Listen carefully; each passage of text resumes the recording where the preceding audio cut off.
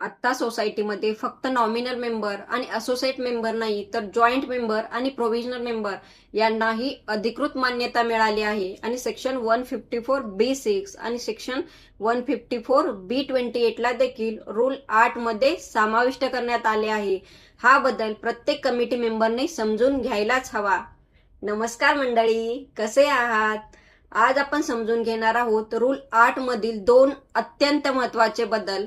हे बदल प्रत्येक हाऊसिंग सोसायटीच्या रजिस्ट्रेशन, मेंबरशिप आणि मॅनेजमेंटवरती थेट परिणाम करणारे आहेत। चला मग एक एक करून समजून घेऊया। पूर्वी रूल 8.1 मध्ये फक्त नॉमिनल मेंबर आणि असोसिएट मेंबर यांचाच उल्लेख होता, म्हणजेच रूल मध्ये जॉईंट मेंबर आणि प्रोव्हिजनल मेंबर यांना स्पष्ट मान्यता नव्हती। पण आता गव्हर्नमेंटने रूल 8.1 मध्ये सुधारणा करून नॉमिनल आणि असोसिएट मेंबरच्या शब्दाऐवजी नॉमिनल, असोसिएट, जॉईंट आणि प्रोव्हिजनल मेंबर असा बदल केला आहे। याचा अर्थ असा, आता हाऊसिंग सोसायटीमध्ये चारही प्रकारच्या सदस्यांना अधिकृत कायदेशीर मान्यता देण्यात आली आहे। Nominal member, associate member, joint member आणि प्रोव्हिजनल मेंबर। या बदलामुळे आता सोसायटीच्या membership register, application form, admission process, committee record, share related record हे सर्व नवीन मेंबरच्या कॅटेगरीनुसार अपडेट करावे लागतील।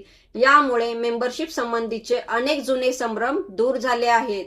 आता दुसरा महत्त्वाचा बदल म्हणजे पूर्वी रूल 8.10.1 मध्ये फक्त सेक्शन 24A चा उल्लेख होता।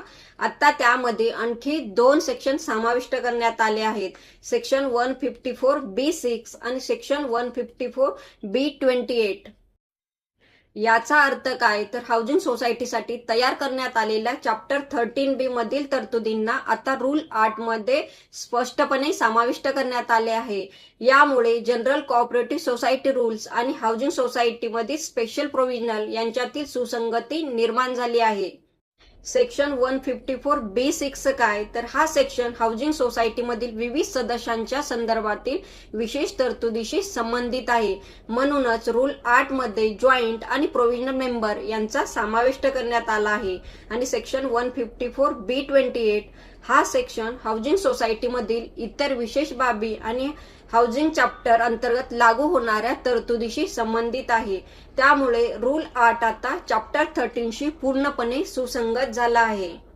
तर आता कमिटी मेंबरने काय करावे तर प्रत्येक सोसायटीने आता मेंबरशिप फॉर्म्स अपडेट करावे, ॲडमिशन रजिस्टर अपडेट करावे, मेंबरशिप कॅटेगरी व्हेरीफाय करावी, ऑफिस रेकॉर्ड सुधारावे, कमिटीला नवीन मेंबर कॅटेगरीबाबत ट्रेनिंग द्यावी, जुने फॉर्म्स वापरणे थांबवावे।